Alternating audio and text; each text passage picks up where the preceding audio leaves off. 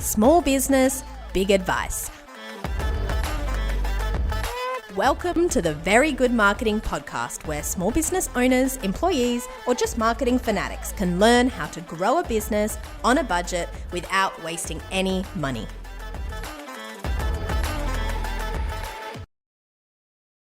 Welcome to the Very Good Marketing Podcast. My name is Shannon and I am here with small business marketing consultant and expert Amy Miocevich.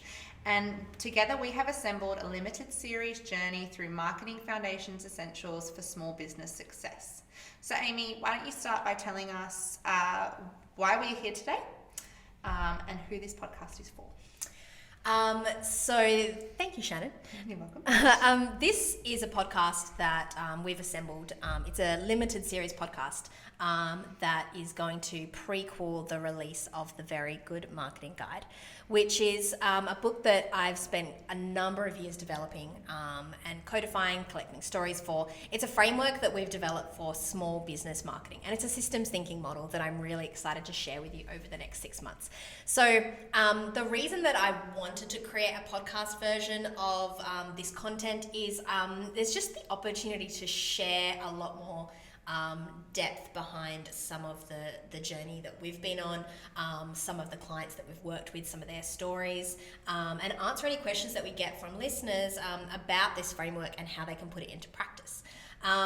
So it's a podcast designed for micro and small business owners. So anyone that's got a business under 4 staff, under 20 staff, anyone that's working for an organization that's kind of getting really stuck into marketing and wants an idea about how to spread their budget further and make a big impact. But also marketing professionals that are looking at a bit of a different way of tackling systems thinking in the marketing context. So it's really exciting, and I'm really looking forward to taking everyone through this journey. And hopefully what you'll be able to experience is a little bit of background into what the framework is, how we created it, and then some really practical guidance as you work your way through building this system from the ground up. So what we won't be talking a lot about is particular marketing strategy. So we're not going to go really into how to use a technical tool like Instagram. So we're not going to go into why Instagram is important or how to use it, but we're going to take a step back and help you identify whether Instagram is the right channel for you. And if you do go down the path of using it, how to know whether it's working or whether it's not working or whether you should keep going with it. So it's really, I guess, your really essential framework, these foundations. And so many businesses kind of dive into marketing along their growth journey. They might employ agencies or contractors or consultants, and they kind of dive in without having those foundations in place. And it's so important that we build them before we give anything a go, because that marketing budget to a small business is so important. It's not very big. It's the first thing to go in times of trouble. And I just want to make sure that we can really turn this small business failure statistic around. And I think that some of these foundational elements are really going to help that. Okay, so why small business then? Why go to small businesses who are in that sort of space where they're not sure how to spend their money and their budget might be a little bit smaller? Why not make this podcast for bigger businesses and who have the money to spend and have that flexibility?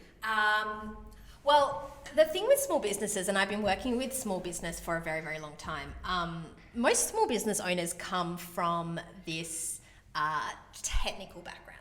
So what you'll find is whenever you meet an entrepreneur or a small business owner, often they've come from an employed role in the same industry where they've built up their craft over a number of years, and they've got this uniqueness that they want to then share with the world. So you may be an engineer or a landscaper, and you see an opportunity in the market, and you take all that technical skill and you start creating a business, and you start finding your own customers and your own team.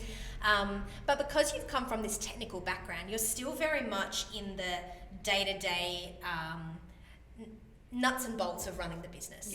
And because you're kind of stuck in a technical role that you're really comfortable and familiar with, it's hard to step out of that and apply marketing and sales principles to the business with the same knowledge that you would your own technical craft. Because marketing is such a unique skill set. And I mean, you and I talk about it day to day, and we're really comfortable with the language and we know what's coming and going and all that, but you can't really be expected to know it if your craft is, you know, engineering or landscaping or whatever it is. They can't all of a sudden become a marketing professional overnight and know the trends and what to look for. No, exactly. And so what happens is these small businesses will engage marketing professionals.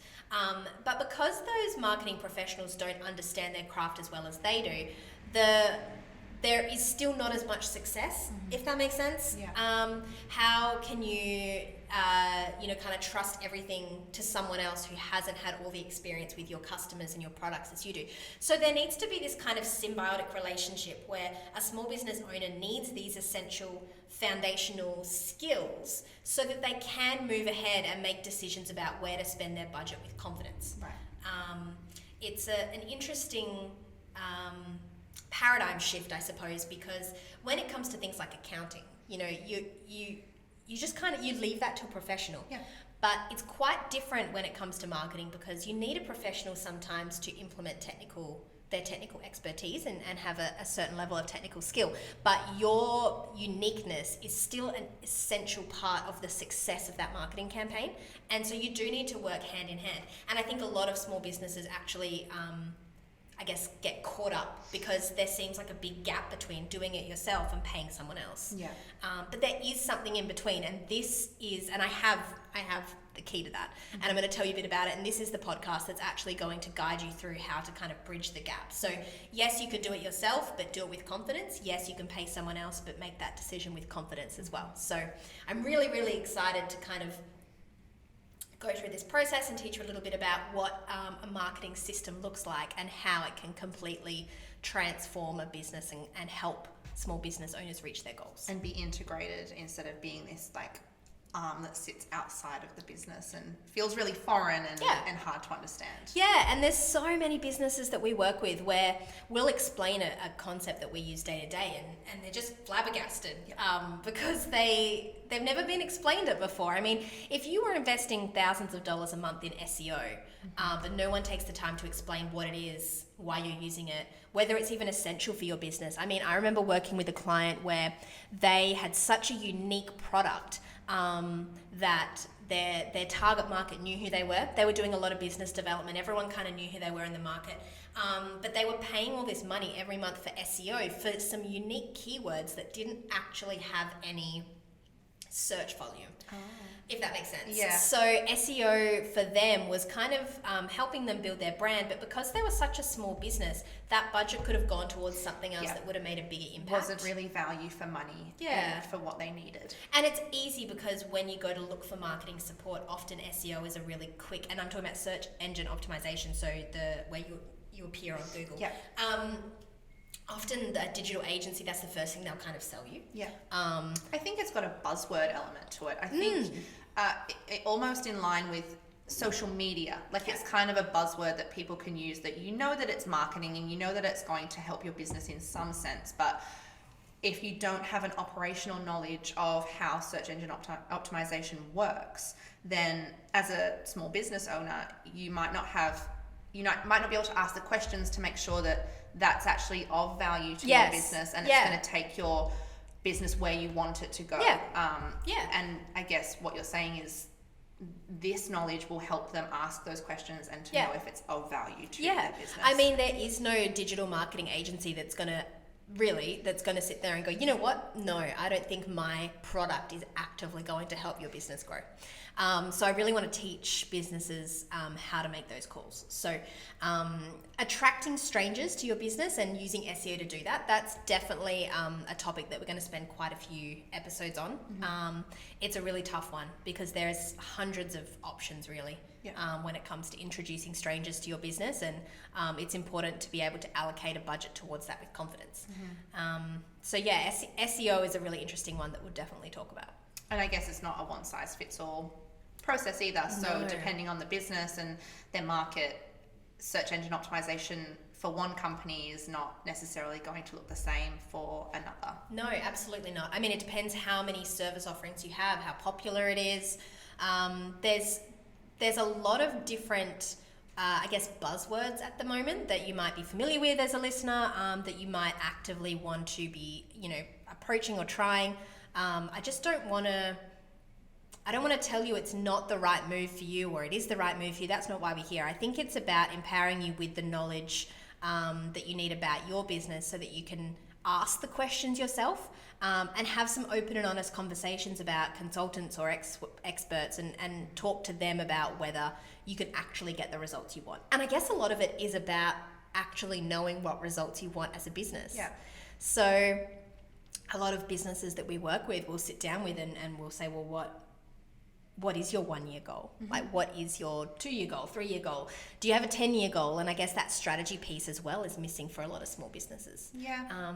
Especially ones that are just starting out. I mean, what is possible? I think that clarity is missing. And I think that having a system that's actively working towards something is going to help you determine whether your marketing's working or not. So in that same vein, what are some issues that you have seen small businesses come across when it comes to their marketing? Like, what problems are they facing in this space?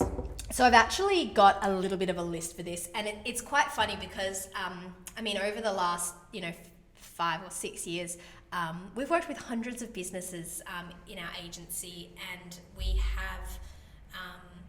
we've heard a lot of the same things over and over again. I don't think I've ever met a small business that's kind of said, yeah, we've got a grip on our marketing. Mm-hmm. We know what we're doing and we've got a plan. We know what works for us. We know what doesn't. I think everyone's kind of a little bit overwhelmed at the moment, and technology kind of does that. There's so many different channels that you can communicate with people on. It changes all the time. There's constantly new trends. And, you've got TikTok, Reels, YouTube Shorts. There's always new things that are coming out that... even as a user, it's sometimes hard to keep up with. Yeah. Oh, okay, now this is trending and this is the app that I need to download. It's just crazy. And you can get influenced a lot by that. And as an individual, you can get influenced by the programs and apps and the technology that you use, thinking that your business should be on there as well. And that's not always the case. If you are not your target market, then there is no way that you should be on that platform. Just a little spider on your head. It's okay, I got it. Lovely.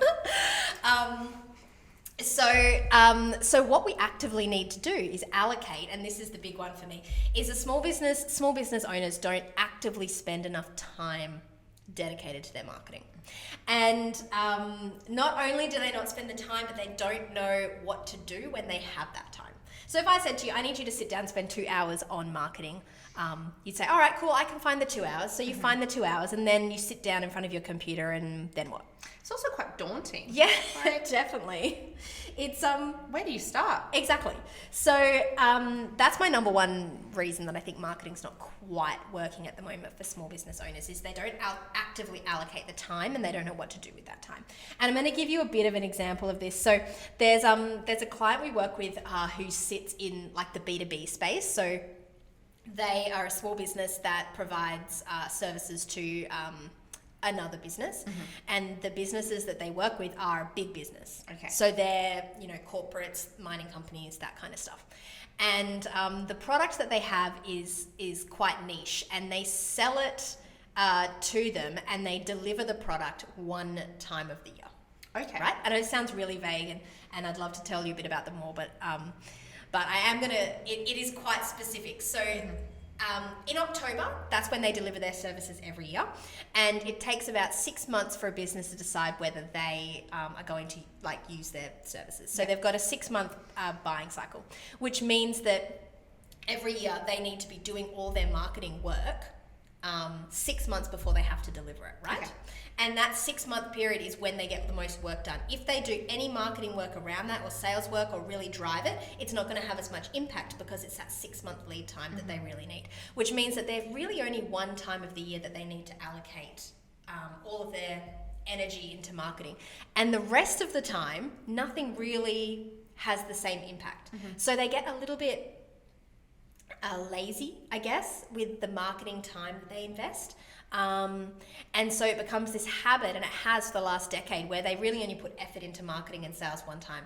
But then when they do, they always find like they're under such pressure that they're kind of catching up. They're trying to get everything done all at once. There's a lot of pressure. The opportunity cost of not doing it is massive. But having the discipline to focus on marketing every week or every month for a certain amount of time, and knowing what you need to do in advance for when that marketing time really does come up, that's going to make all the difference in the world for them. And it's not uncommon for businesses to only focus on marketing and sales when their sales are low.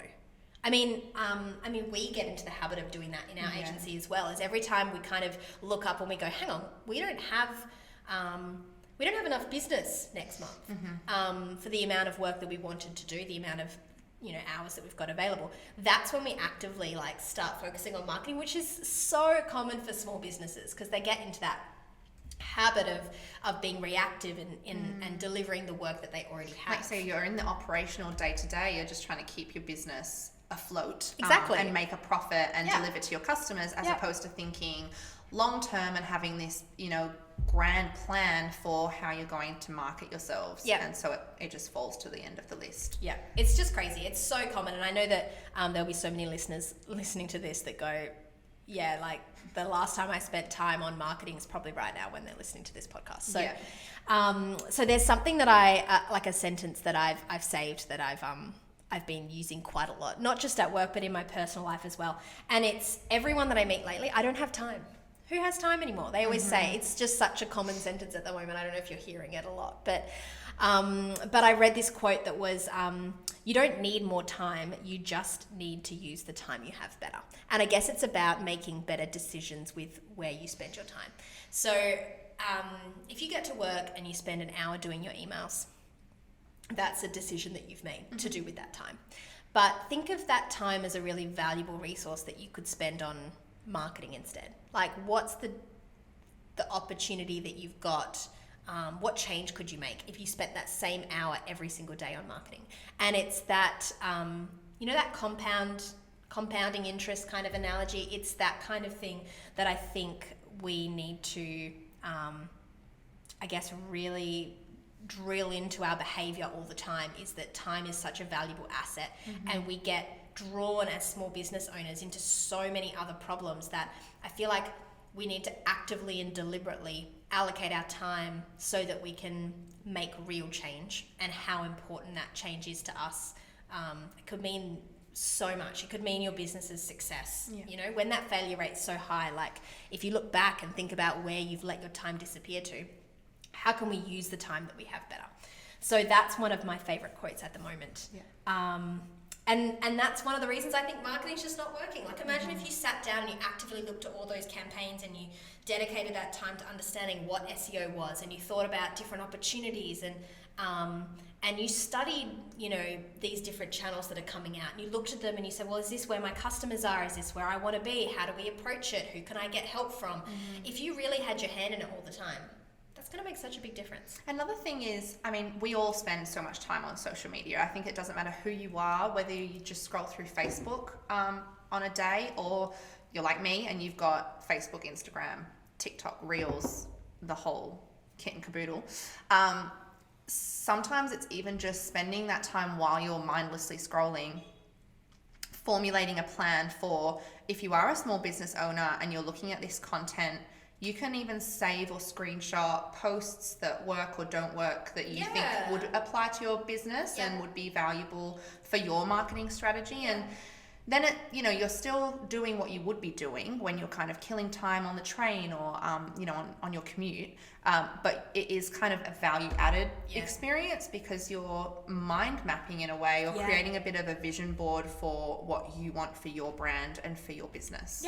Definitely. It's really just putting that hat on and giving yourself the opportunity to focus on it more than I guess you have been before. Actually, in our business, we all dedicate the same hours every week to working on marketing, and we call it the Marketing Hours of Powers. And I'd like to talk about that a little bit more and make that a part of a trend when it comes to this framework, because we're all spending those 2 to 3 hours on a Tuesday morning working on marketing, and we're all calling it the hours of powers, then I think that'll create a bit of a momentum in our community so that everyone can kind of feel like, yeah, there is another, 1,000 businesses also working on their marketing today. Yeah.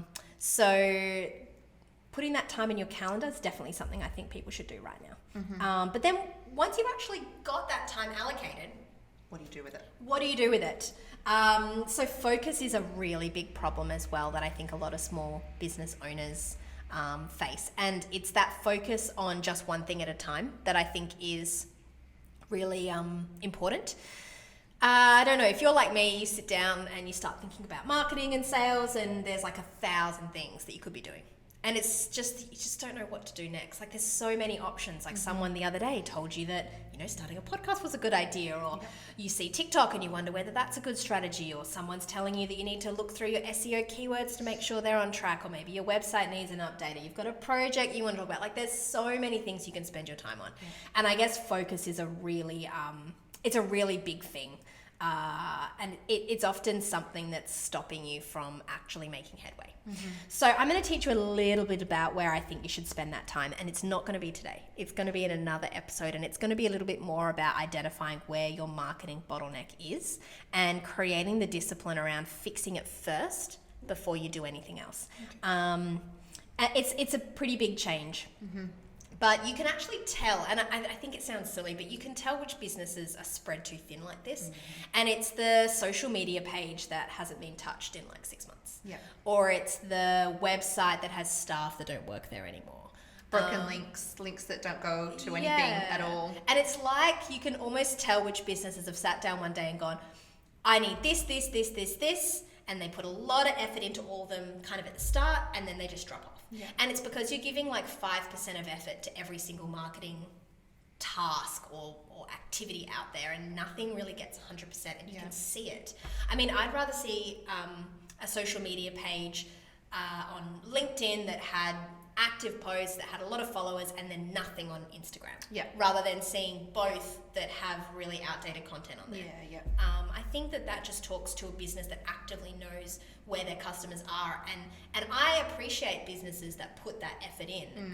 I can see that they've got the discipline for that, and I probably relate to them a lot more than a business that I think is kind of chasing their tail, not using it.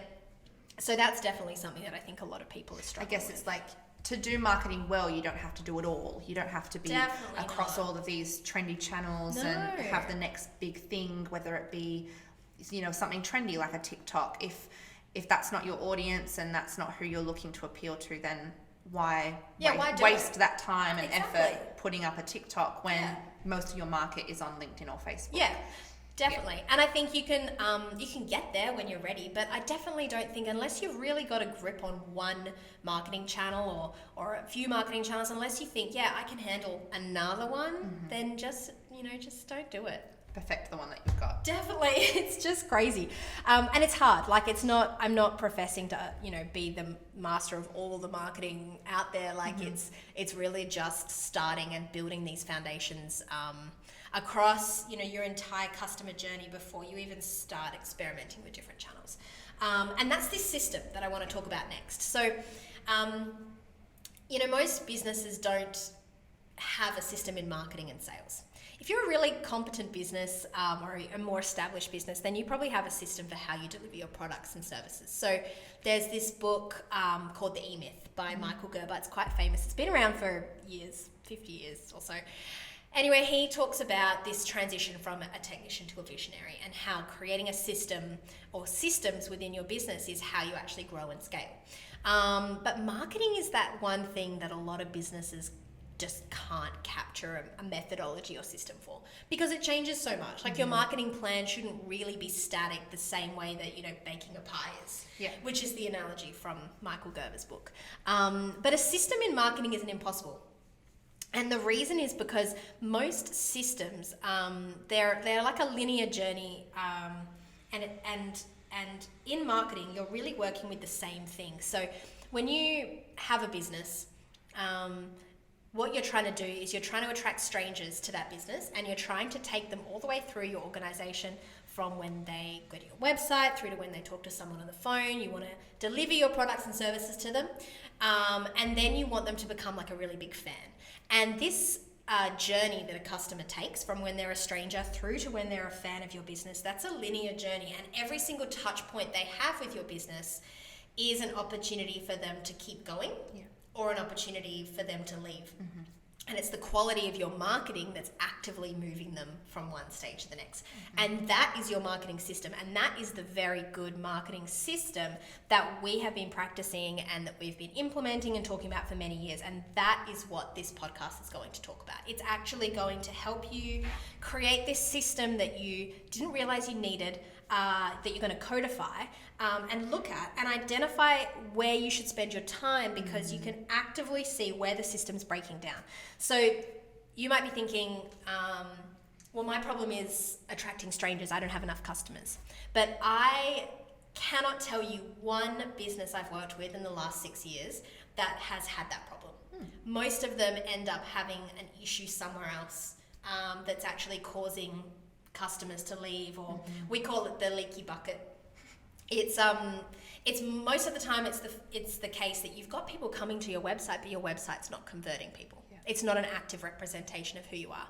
Or you might have people calling, but your estimating team doesn't know how to do sales. So what's happening is customers are getting a quote and no follow-up's being done, or the prices aren't competitive. Or maybe you're a service-based business and you're delivering your products and services, but in an inconsistent way, so that you've got customers that are leaving, or possibly you've got a whole myriad of fans that love your company, but you're not doing anything to actively engage them again or get them to repurchase. So I promise you, there is not a lot of organizations that have the rest of the system sorted and nothing working for them at the front end. But if you were a business and you wanted to grow, it is so essential that you get the rest of that system working before you even spend money at the start. Otherwise, you're just going to lose the customers towards the end. That must be such a common misconception with business, that, you know, people just don't know who we are or what we do, and really that, like you say, that's not the case. Yeah. They have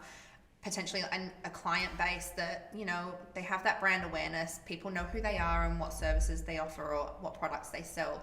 But it's the rest of the user experience that is letting this business down. Definitely. And losing them customers and potentially fans later down the track. I remember this is a story that represents so many organizations.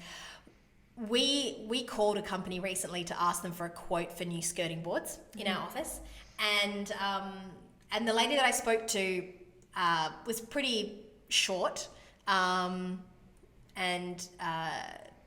sent me through a quote that I responded to via email, and I didn't hear back. A couple of weeks later, she sent me an email asking if I wanted to proceed with the quote, and I said yes, I did.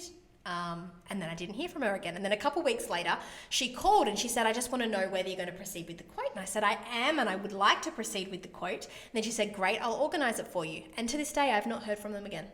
And it's such a weird thing, because it happens so often where you've got this quoting or this leads process that's really not that established, and you don't realize as a business owner there's so many things you're trying to keep your hands in and get a grip on, and this sales process is an important part of your marketing and sales system.